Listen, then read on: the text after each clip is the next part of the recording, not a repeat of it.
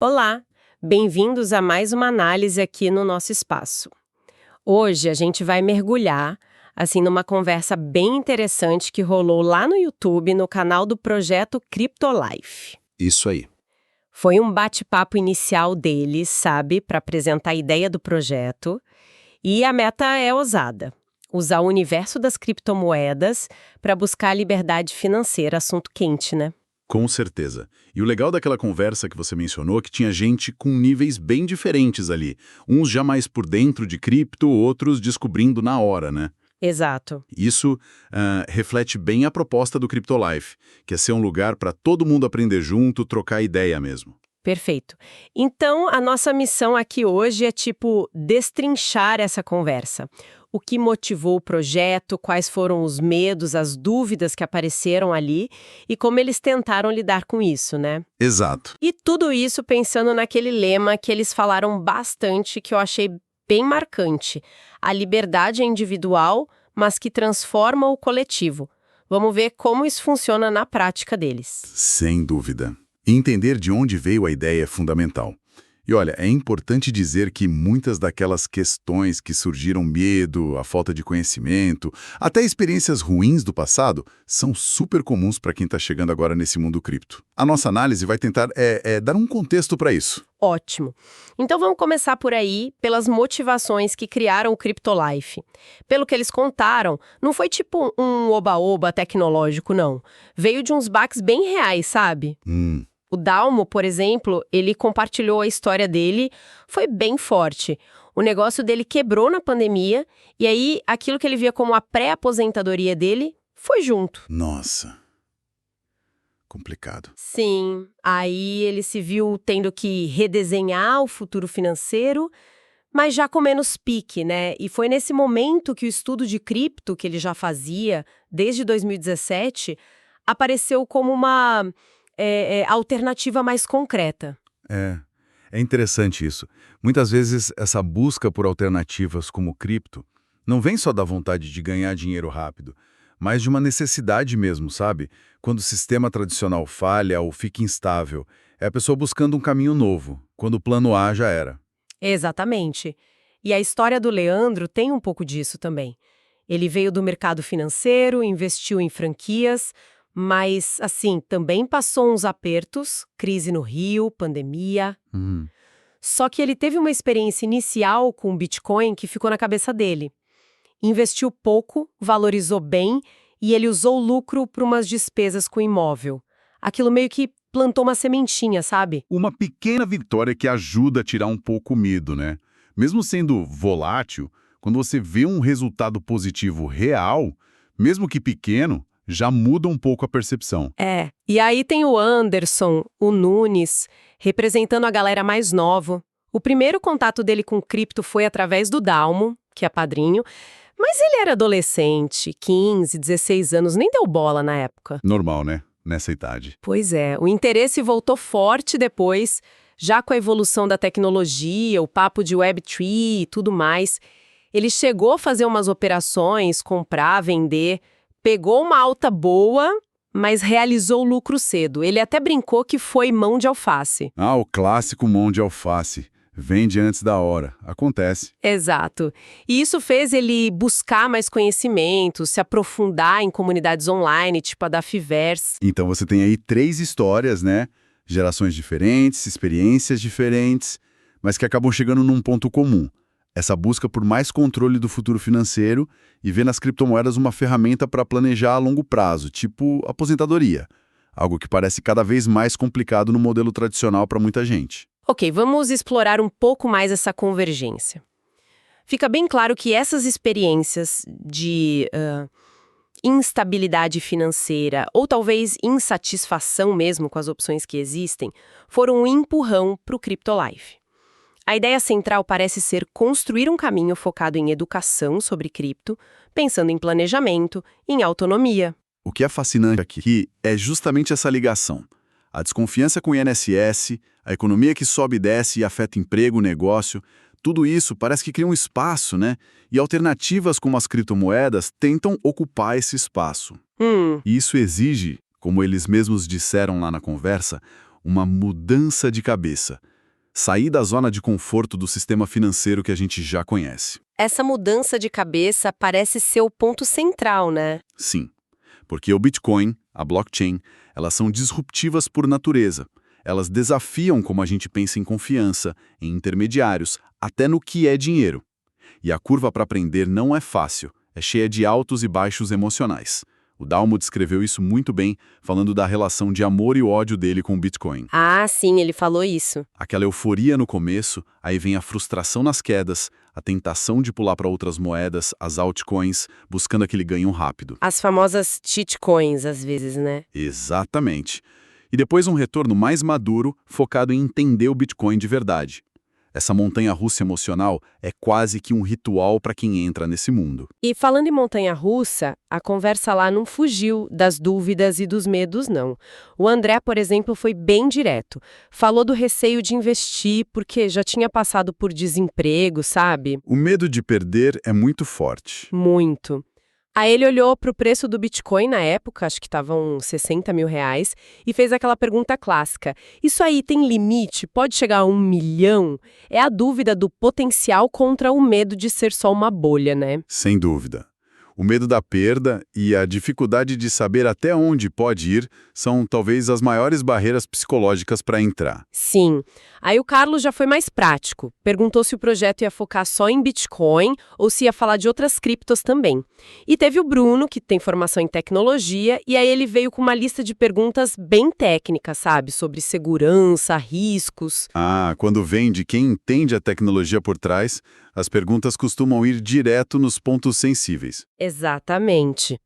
O Bruno levantou, por exemplo, a questão da concentração de bitcoins que supostamente estariam com Satoshi Nakamoto, o criador, e o risco dele resolver vender tudo, despejar o mercado. A lenda do tesouro do Satoshi. Falou também dos bitcoins que foram perdidos para sempre e um ponto crucial, a segurança das operações. É melhor usar corretora ou ter a sua própria carteira física, a hard wallet, ou investir via fundos, os ETFs.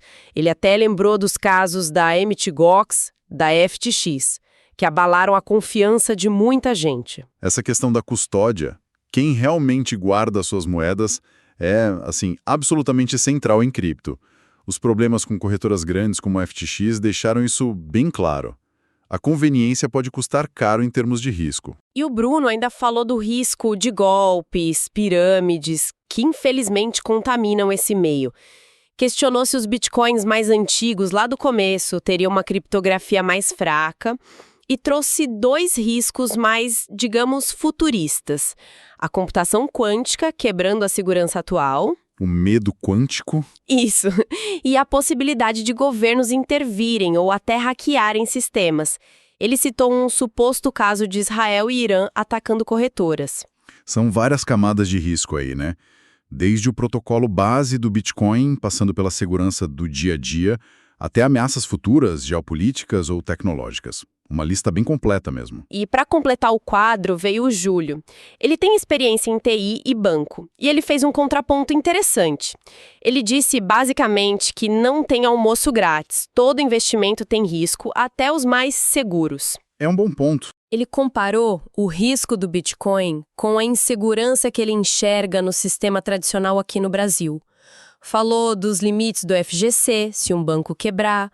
Falou das canetadas do governo mudando regra de imposto e investimento de uma hora para outra. Ah, as famosas canetadas. Pois é, fundos imobiliários, tesouro direto.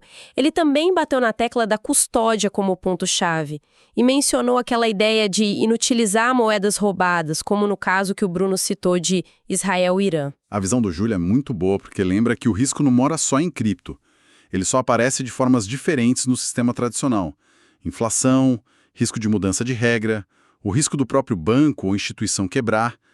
Colocar os riscos lado a lado ajuda a ter uma visão mais equilibrada. Certo, então como é que a conversa original tentou responder essa enxurrada de dúvidas e medos? Vamos tentar agrupar aqui, começando pela questão do limite do Bitcoin, que o André levantou. Olha, a explicação lá focou muito na escassez programada do Bitcoin, que é um dos pilares dele, né? Está definido no código.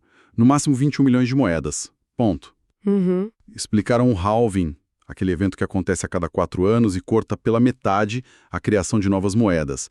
Isso vai tornando o Bitcoin cada vez mais raro. O último pedacinho de Bitcoin só vai ser minerado lá para 2140. Nossa, daqui muito tempo. Muito. E a comparação que fizeram foi direta. Enquanto moedas como o real ou o dólar podem ser impressas sem fundo pelos governos, e aí corre um risco de perder valor, a inflação, né? O Bitcoin tem a sua oferta finita, o que, em teoria, daria a ele um potencial de valorização sem topo se a demanda continuar crescendo. E aquelas projeções de valor, tipo $1 milhão, chegaram a falar disso? Mencionaram sim. Disseram que existem modelos que apontam para esses valores, talvez até 2030, mas deixaram bem claro que isso é especulação, tá? Baseada nessa tese da escassez digital e na adoção crescente. Não é uma previsão garantida. A ideia é que a oferta limitada cria uma pressão para cima no preço a longo prazo, mesmo com a volatilidade que a gente vê no curto prazo. Entendido. E sobre aquela dúvida do Carlos, o foco seria só Bitcoin ou outras criptos também? A resposta foi que o CryptoLife começaria focado em Bitcoin. Por ser a base, né? O ativo mais conhecido, com mais tempo de estrada, mas eles veem sim outras criptomoedas, e principalmente o ecossistema DeFi, que são as finanças descentralizadas, tipo serviços financeiros como empréstimos, pools de liquidez, tudo em blockchain, sem banco no meio, como ferramentas que podem acelerar as metas financeiras. Acelerar, interessante. Só que com um alerta bem grande. É um terreno bem mais complexo, mais arriscado, exige muito mais estudo. Aí entraria o Anderson, que já tem essa experiência maior em DeFi. Inclusive, usaram até um exemplo lá de uma moeda meme baseada naquela série Round 6. Ah, lembro disso, que deu problema. Pois é, virou pó. Foi um exemplo para alertar sobre as shitcoins, esses projetos que não têm fundamento nenhum, é só especulação pura. Faz todo sentido começar pela base antes de se arriscar no mais complicado. Agora, vamos juntar aqueles riscos técnicos e de segurança que o Bruno e o Júlio levantaram. Como foi que a conversa abordou o tal risco Satoshi, por exemplo? Confirmaram que a estimativa é que o Satoshi tenha, sim, uma quantidade importante de bitcoins. A fonte lá falou em algo como 5,2%. Mas o argumento foi que isso não seria suficiente para ele sozinho destruir a rede. Por quê? Por causa do mecanismo de consenso do Bitcoin, o Proof of Work, que é basicamente um desafio computacional gigante que os mineradores resolvem para validar transações e proteger a rede. Isso exige um poder computacional enorme, distribuído pelo mundo todo. Junto com a descentralização que a rede tem hoje, isso impediria uma ação de uma pessoa só. O maior impacto, talvez, fosse se a identidade dele fosse revelada. Aí sim poderia causar uma turbulência pelo fim do mistério, mas não colapso técnico da rede. Entendi. E os bitcoins perdidos? Isso afeta alguma coisa? A visão que apresentaram é que eles só reforçam a escassez. Se a chave privada foi perdida, aquelas moedas saem de circulação para sempre, o que torna as moedas restantes ainda mais raras. Ok. E a questão central da segurança? Corretora versus guardar você mesmo, autocustódia. Nesse ponto a conversa foi bem enfática. Repetiram aquele mantra: Not your keys, not your coins. Se as chaves não são suas, as moedas não são suas. Direto ao ponto. Muito. A mensagem foi clara. Corretora exchange é prático, é conveniente, mas é ali que mora o maior risco de hack, de falência. Lembraram de novo Mt. Gox, FTE. Aí detalharam os níveis de segurança da autocustódia. Quais são? Carteiras quentes, hot wallets, que são aplicativos no celular ou computador. Citaram a Blue Wallet. São mais práticas para o dia a dia, mas estão conectadas à internet. E as carteiras frias, cold wallets, que são dispositivos físicos, tipo um pendrive especial, sabe? As hardware wallets. Elas guardam as chaves offline, desconectadas. São consideradas bem mais seguras para guardar ao longo prazo. A responsabilidade de guardar você mesmo é maior, claro, mas o controle é total. Então, a troca é essa. A conveniência da corretora vem com o risco de perder tudo se ela quebrar. A autocustódia te dá o controle total, mas exige mais cuidado, mais conhecimento. É isso. Exatamente essa balança. A conversa deixou bem claro que entender essa diferença é crucial para quem quer investir com mais segurança. Isso vale também para fundos e ETFs de cripto. Neles você está entregando a custódia e a segurança para um terceiro, o que tem seus próprios riscos e custos também. E aqueles riscos mais do futuro, tipo computação quântica e intervenção de governo? Foram tratados como riscos teóricos, sim, mas não foram ignorados. Sobre a computação quântica, a visão foi que a tecnologia ainda está começando e que, se um dia ela for uma ameaça real para a criptografia de hoje, provavelmente teria alvos mais fáceis e centralizados para atacar antes do Bitcoin, como sistemas bancários tradicionais. Faz sentido. Além disso, a rede Bitcoin pode ser atualizada. Já se fala em padrões de criptografia resistente a ataques quânticos. Mencionaram até que, no futuro, talvez pudessem bloquear carteiras muito antigas que não fizessem a atualização para proteger o resto da rede. Interessante. E a intervenção governamental? Aquele caso de Israel-Irã? O ponto-chave levantado foi que o ataque citado foi contra as corretoras, não contra a rede Bitcoin em si. O que, mais uma vez, reforça o argumento da autocustódia como uma forma de diminuir esse risco específico de confisco via intermediários. E a comparação final com os riscos do sistema tradicional, que o Júlio trouxe. A conversa validou totalmente essa perspectiva. O risco existe nos dois mundos, só muda a cara dele. No tradicional, a gente tem inflação comendo o poder de compra, governo mudando regra do jogo do nada, banco quebrando. Lembraram até do caso do Banco Master. Sim. A proposta do Bitcoin, como foi discutido ali, seria oferecer um sistema alternativo com regras matemáticas, transparentes, previsíveis, ainda que o preço seja volátil pra caramba. A decisão de onde colocar o dinheiro envolve pesar esses diferentes tipos de risco. Ufa! Bastante coisa densa, mas que eles abordaram de forma bem direta lá na conversa original. Para navegar nisso tudo, tá claro que precisa aprender sempre, né? O que parece ser mesmo o foco principal do projeto CryptoLife. Exato. E olha, se essa nossa análise aqui despertou alguma curiosidade, ou talvez levantou até mais perguntas, talvez valha a pena dar uma olhada no trabalho deles, acompanhar nas redes sociais. A conversa original deles reforçou muito isso, a importância da comunidade para aprender junto. Sim, a troca de experiência, aprender em grupo, é vital nesse espaço. Ainda é tudo muito novo para muita gente. Com certeza. E como eles mesmos pediram lá, né? Quem se identificar com a proposta, quem achar que faz sentido, pode ajudar o projeto a crescer. Compartilhando, curtindo, comentando, é o jeito de fazer a informação chegar para mais gente que está buscando essa tal autonomia financeira. E isso conecta com outro ponto-chave que eles martelaram lá. O foco em educação financeira e comportamento. Não é dar dica de investimento. Nada de compre isso ou aquilo. Nada disso, deixaram bem claro. O objetivo é dar o conhecimento para cada um tomar a sua decisão de forma informada, entender o risco que está correndo e saber como se proteger. Por isso insistiram tanto na autocustódia. O conhecimento como ferramenta para a liberdade mesmo, né? No fim das contas. Exato. E teve um elemento macro também que o Anderson trouxe. A entrada cada vez maior de grandes instituições. A migração de riqueza para ativos tokenizados. Isso foi colocado como uma possível janela de oportunidade, sabe? Mais um fator para ficar ligado ao analisar o potencial desse mercado. Bom, acho que a gente conseguiu passar pelos pontos principais daquela conversa inicial do CryptoLife, né? Vimos como o projeto nasceu de necessidades bem reais, frustrações com o sistema tradicional.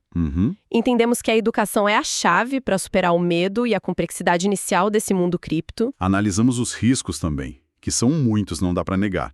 Volatilidade, segurança das plataformas, os golpes. Mas vimos que a conversa apontou caminhos para diminuir esses riscos, principalmente com conhecimento e praticando a autocustódia. E colocamos esses riscos em perspectiva, né? Comparando com os riscos que já existem no sistema tradicional e que a gente muitas vezes nem pensa sobre eles. Então, o que fica disso tudo? A proposta do CryptoLife parece ser essa: oferecer um espaço para construir conhecimento, planejamento financeiro, explorando as possibilidades desse novo mundo que as criptomoedas abriram. Precisamente. E para fechar, talvez deixar uma provocação para quem está ouvindo a gente refletir um pouco. Se a gente olha para as fragilidades que a gente percebe no sistema financeiro tradicional, inflação, regras que mudam com a política, ajuda para banco que quebra, e olha para a natureza do Bitcoin que é programado, transparente, matemático, onde a gente deposita mais confiança para o longo prazo? Boa pergunta. Nas instituições e governos que podem intervir e mudar as regras, ou num código aberto, que qualquer um pode verificar, com regras que, em tese, são imutáveis? É uma pergunta que não tem resposta fácil mesmo, mas que vale muito a reflexão. Sem dúvida. E a gente fecha lembrando de novo aquele lema que guiou a conversa original e o projeto deles. A liberdade individual, mas que transforma o coletivo. Talvez essa busca pessoal por autonomia, por conhecimento financeiro em novas áreas, possa mesmo ter um impacto coletivo maior do que a gente imagina no começo.